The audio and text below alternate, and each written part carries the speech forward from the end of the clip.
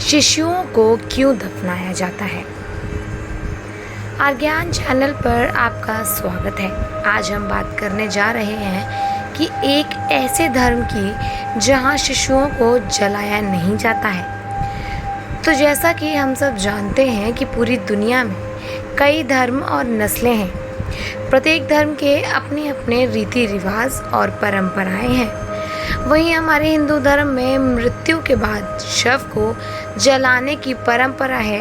लेकिन दोस्तों, क्या आप जानते हैं कि हिंदू धर्म में नवजात शिशुओं को मृत्यु के बाद जलाने के बदले दफनाया जाता है। इसके विपरीत हिंदू धर्म में जब कोई व्यक्ति मर जाता है तो उसके शरीर का अंतिम संस्कार किया जाता है। लेकिन क्या आपने एक बात गौर की है कि जब एक नवजात शिशु हिंदू धर्म में मर जाता है तो उसे दफनाया जाता है।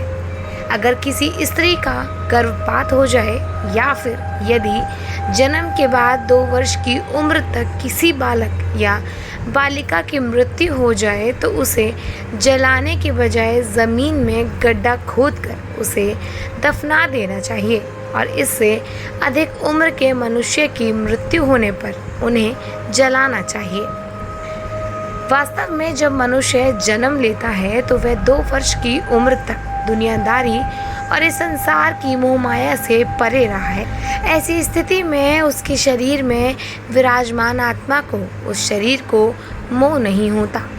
ऐसे में जब कोई 2 वर्ष से कम उम्र का मनुष्य मृत्यु को प्राप्त होता है तो आसानी से उस शरीर का त्याग कर देता है और पुनः उस शरीर में प्रवेश करने की कोशिश भी नहीं करता है।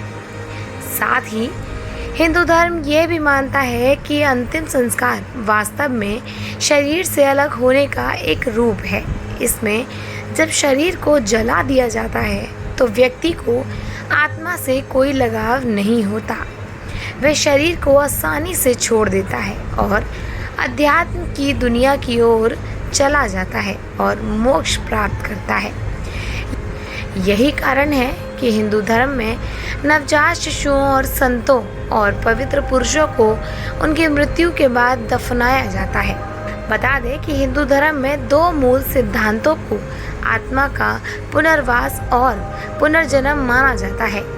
ये नियम उसी पर आधारित है। अब आप जान सकते हैं कि किसी युवा और बूढ़े व्यक्ति के शरीर का अंतिम संस्कार करने के बाद उस अवशिष्ट शरीर की आत्मा का लगाव समाप्त हो जाता है। हालांकि नवजात शिशु के समय में इसकी आवश्यकता नहीं है क्योंकि आत्मा शरीर से जुड़ी नहीं है। बताया जाता है कि जब भी किसी बच्चे की मौत होती है तो उस बच्चे को 8 घंटे तक रखा जाता है और बच्चे को जलाया नहीं जाता बल्कि दफना दिया जाता है।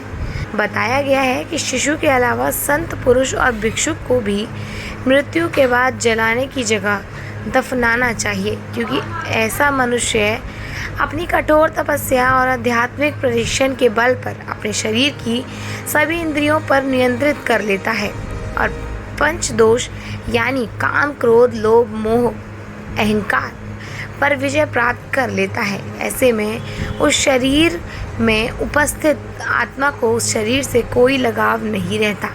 ऐसे मनुष्य की मृत्यु हो जाती है तो वह बिना किसी बाधा अपने शरीर को त्याग करके परमधाम को चले जाते हैं।